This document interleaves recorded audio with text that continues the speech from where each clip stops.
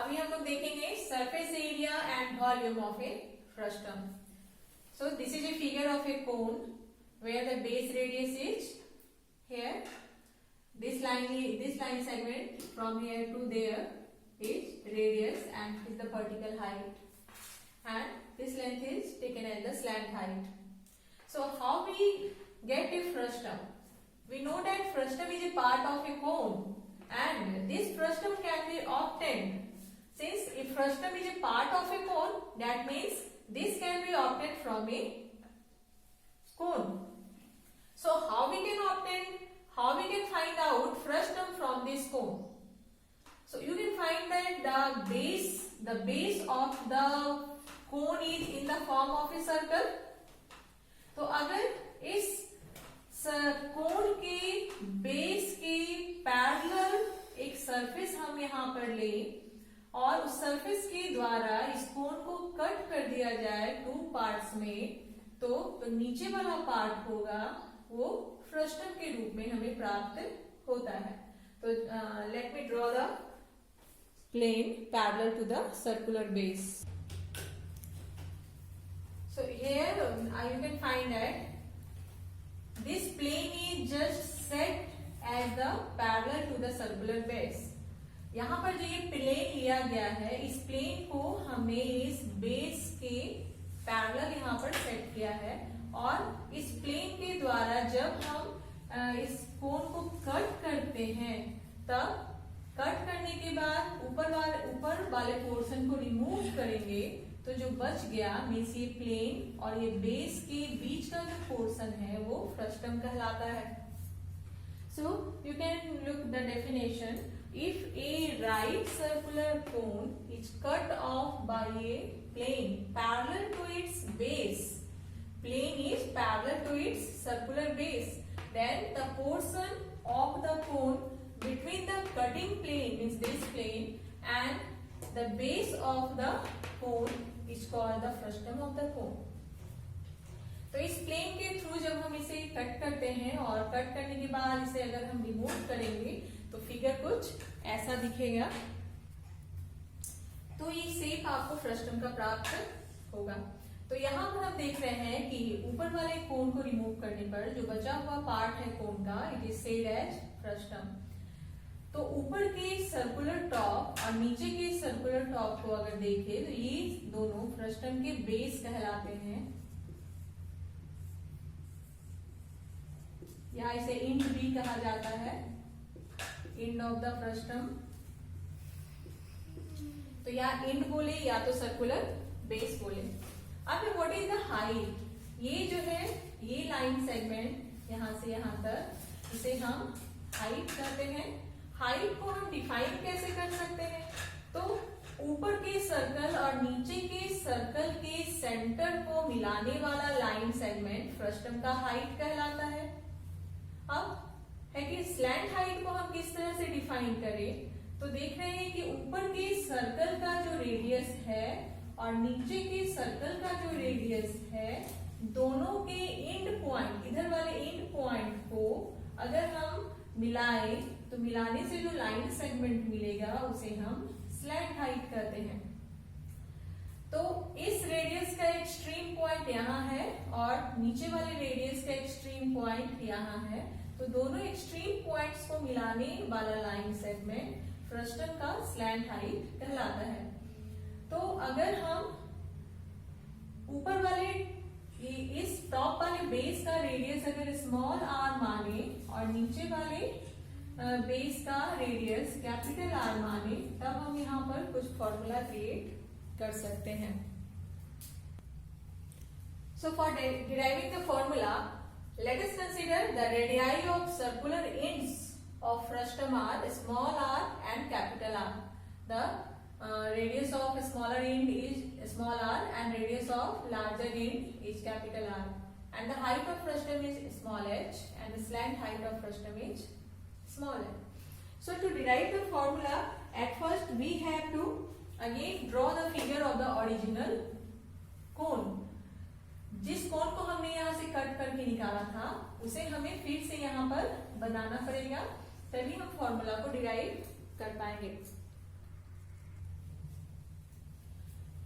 सो frustum के parts को जब बढ़ाया गया और कोन में कन्वर्ट किया गया, तब हमारे पास दो कोन अब प्राप्त हो गए।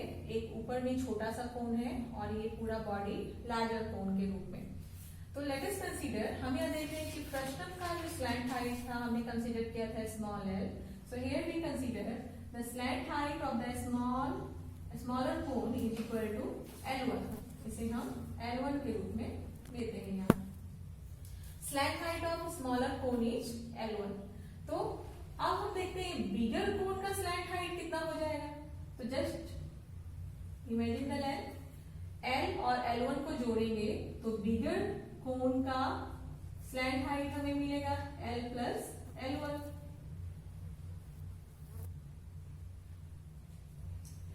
अब now the vertical height of smaller cone हम मानते हैं, इस हाइट को H1 कंसीडर कर रहे हैं।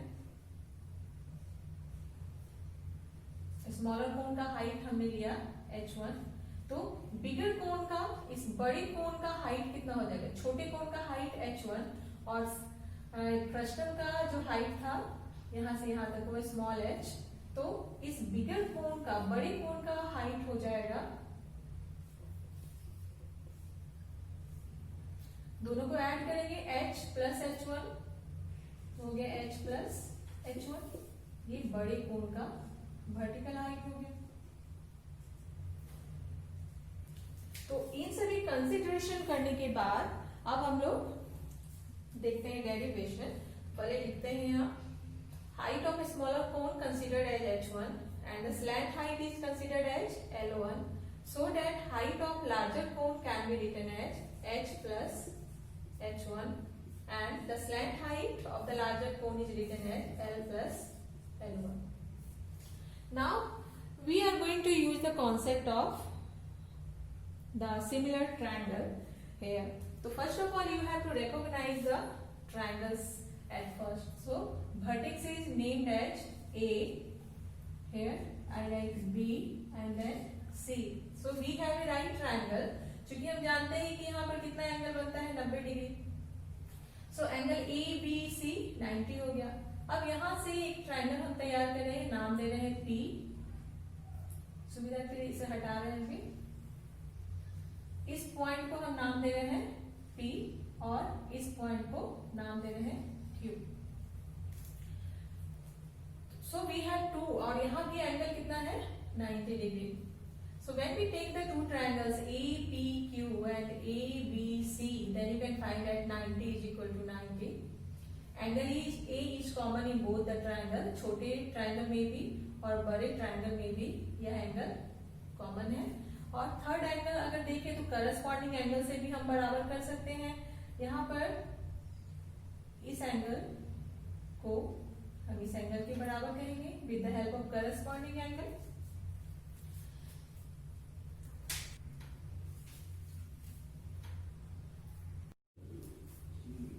Now we take the two triangles. Now in triangle APQ and triangle ABC, here in both the triangles, first we write the angles equal to 90 degree. APQ, angle APQ is equal to ABC.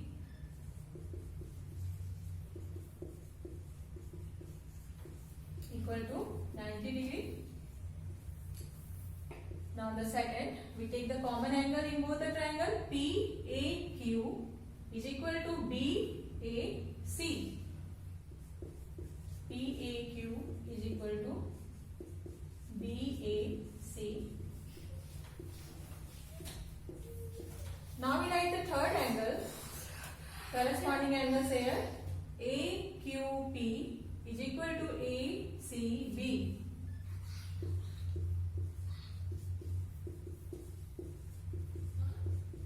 If you want to write, then we can write corresponding angles.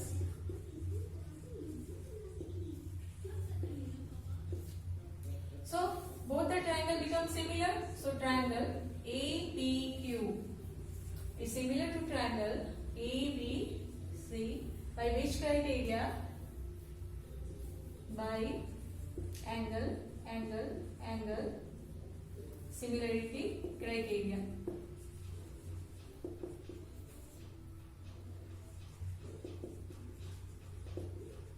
Similarity criteria.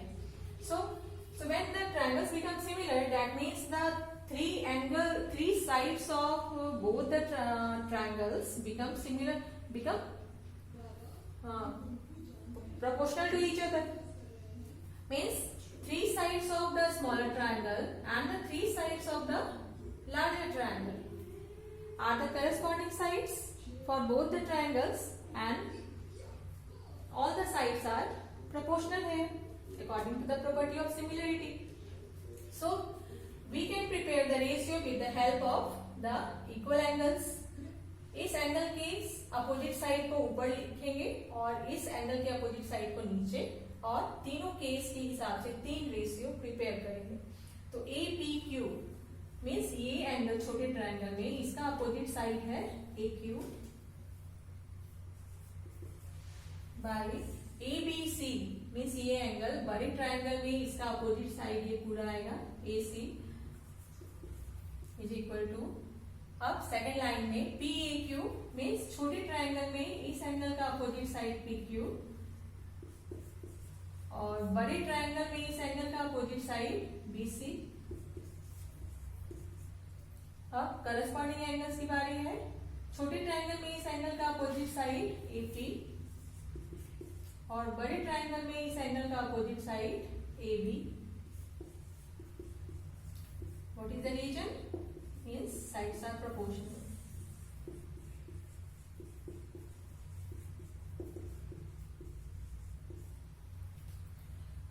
So now we have the three ratio. Now we can put the value. AP AQ. AQ means L1 and AC means L plus L1. दोनों का value put करेंगे.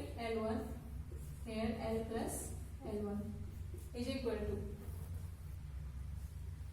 अब PQ और BC. PQ है small r और BC है capital R. अब third AP is small h and AB is h plus h1.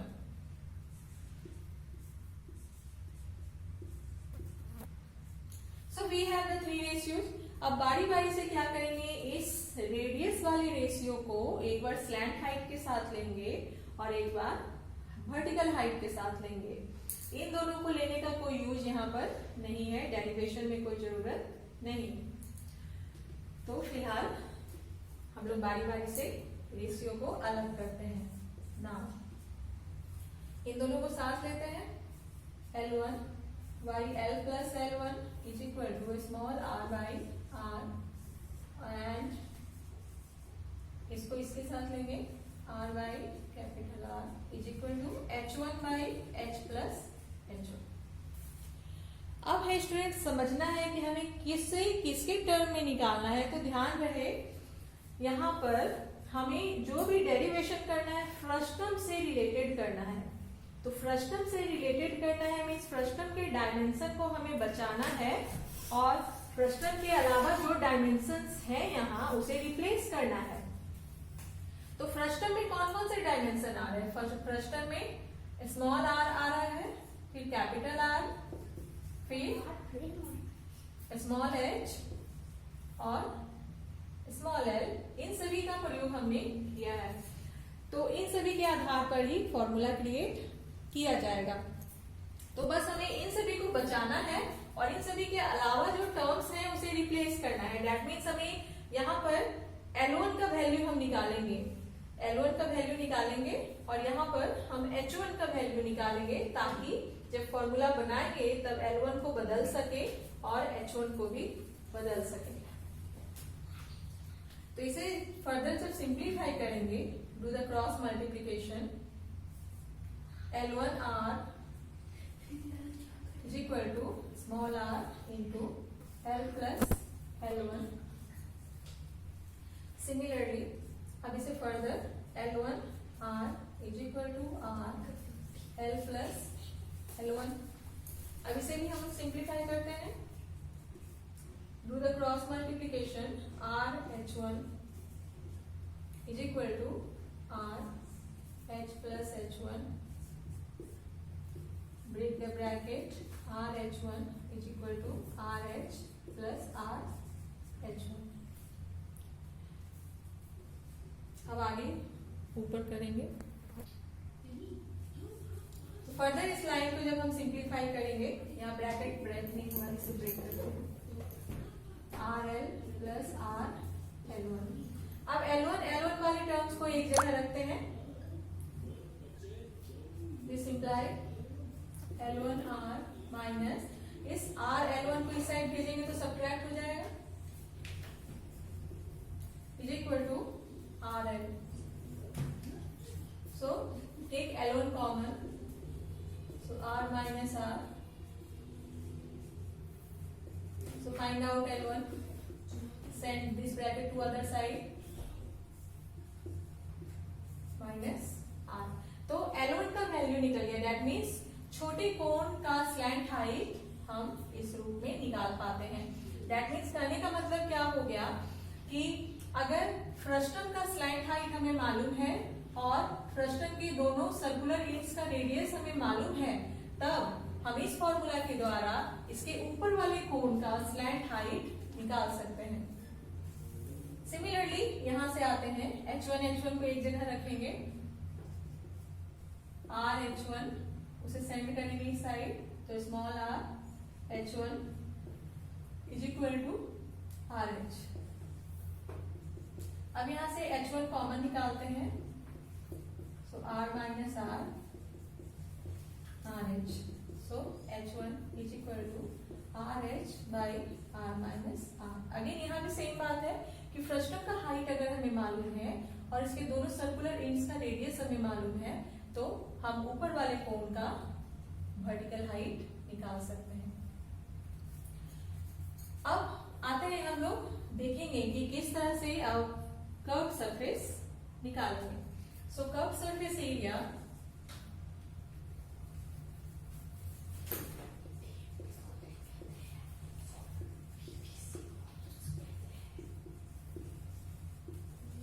of frustum is written as, किस तरीके से निकालेंगे इसे. कर्व सरफेस का मतलब हो गया बाहरी बॉडी. दैट मीन्स अगर हम बड़े कोण के कर्व सरफेस में छोटे कोण के कर्व सरफेस को माइनस कर दें तो फ्रस्टम का कर्व सरफेस मिलेगा. Curve surface area of larger cone minus curve surface area of smaller कोण.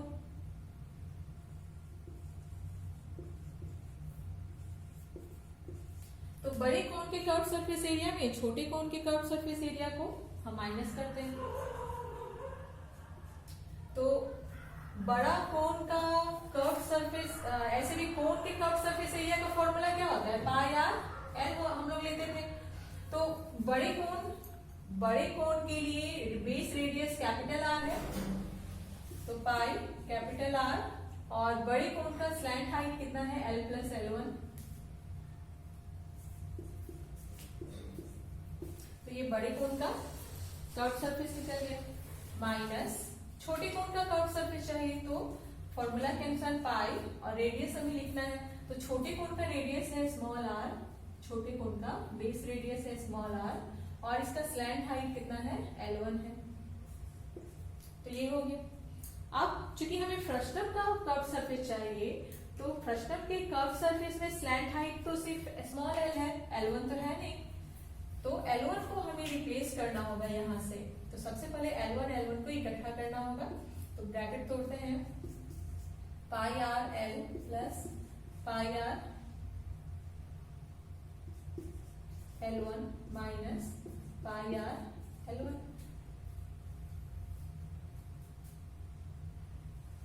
अब क्या देख रहे हैं हम, L1 को हमें रिप्लेस करना है. चाहे तो L1 कॉमन ले लें फिर रिप्लेस करें, या जैसे इच्छा हो. हम यहाँ पर L1 को कॉमन ले रहे हैं, पाई आर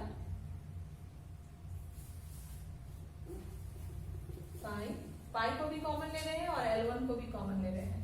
तो पाई को कॉमन निकाले तो बच गया r माइनस आर और L1 को इधर कॉमन निकालेंगे। अब यहाँ L1 का वैल्यू हम रिप्लेस करेंगे यहाँ से, तो L1 का वैल्यू रिप्लेस करते हैं pi R L plus pi whole R minus R. L1 का वैल्यू है into R L by R minus R. तो यहां देख रहे हैं कि ये ब्रैकेट कैंसिल हो गया, so pi R L plus pi small R L. इन दोनों में पाई और एल कॉमन है, उसे हम बाहर निकालते हैं। पाई को बाहर निकाला, एल को बाहर निकाला और बीच में क्या बच गया R plus small r. So this is the curved surface area of the frustum.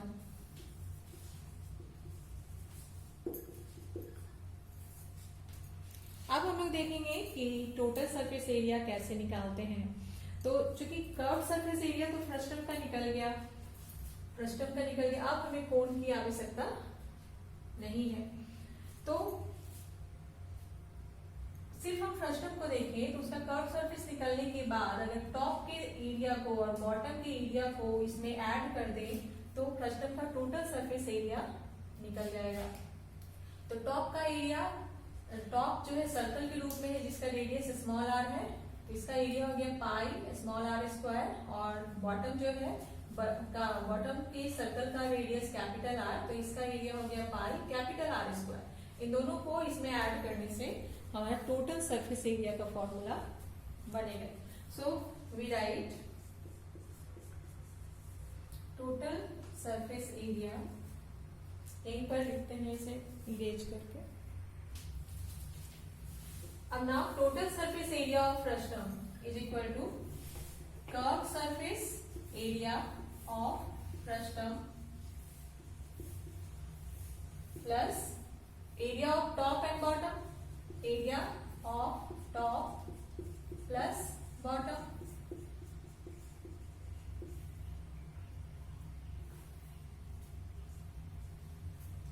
So curved surface area of frustum as we have derived here pi whole r plus r small l plus area of top is equal to pi small r square और area of bottom pi capital R square। बस यही formula हो गया total surface area. अगर चाहे तो सभी में से हम पाई को कॉमन निकाल सकते हैं।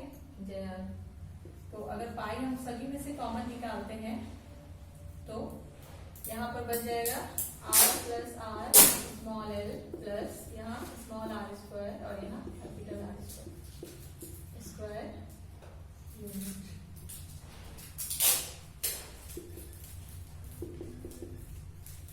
Now the volume of the frustum.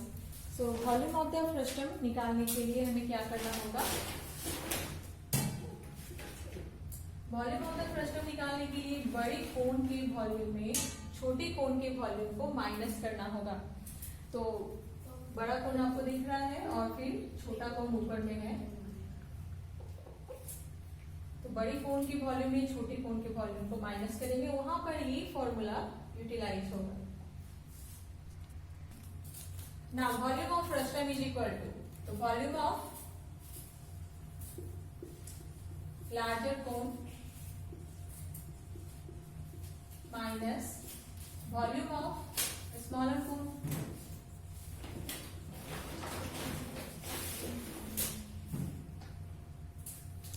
तो वॉल्यूम का फॉर्मूला होता है कोण का 1/3 पाई आर स्क्वायर एच।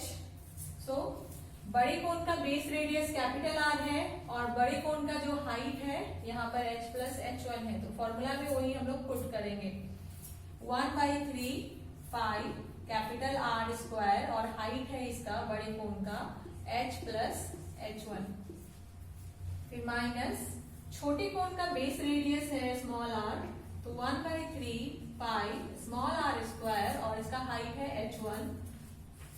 अब यहाँ से बस हमें h1 को रिमूव करना है, तो पहले ब्रैकेट ब्रेक करते हैं 1/3 पाई आर स्क्वायर, इसमें मल्टीप्लाई करेंगे दोनों में h plus 1/3 pi R square H1 minus 1/3 pi R square H1। So चूंकि हमें H1 को रिमूव करना है, H1 को रिमूव करना है, तो H1 वाले टर्म में से H1 को कॉमन निकालते हैं। तो 1/3 pi R square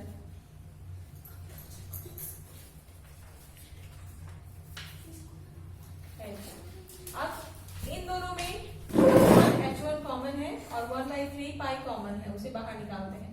1/3 pi common बाहर निकालेंगे और इधर से H1 बाहर निकालेंगे, तो क्या बचेगा? R square minus small r square. अब आप देखिए यहाँ पर ये जो ब्रैकेट है यहाँ पर ए स्क्वायर माइनस बी स्क्वायर के फॉर्म में है, और चूंकि हमें H1 को यहाँ से रिप्लेस करना है और r माइनस आर यहाँ पर लाना है, दैट मीन्स इसको a square minus b square के फैक्टर फॉर्मूला पर तोड़ेंगे, जो होगा a plus b into a minus b. तो 1/3 pi R square H plus 1/3 pi, इसको तोड़ते हैं, r plus R minus R, इसे इस ब्रैकेट को तोड़ा गया a plus b into a minus b में, और इस H1 को अब हम यहाँ से रिप्लेस कर रहे हैं।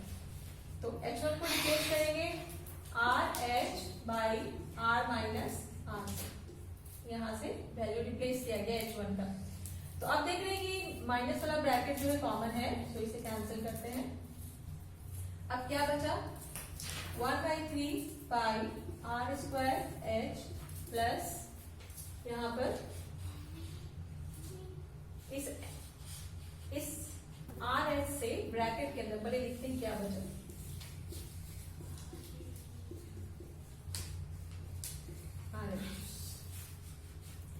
अब यह ब्रैकेट को सिंप्लीफाई करते हैं। 1/3 pi R square H plus bracket तोड़ेंगे तो ये दोनों नंबर अंदर जाकर मल्टीप्लाई होगा। So 1/3 pi R into are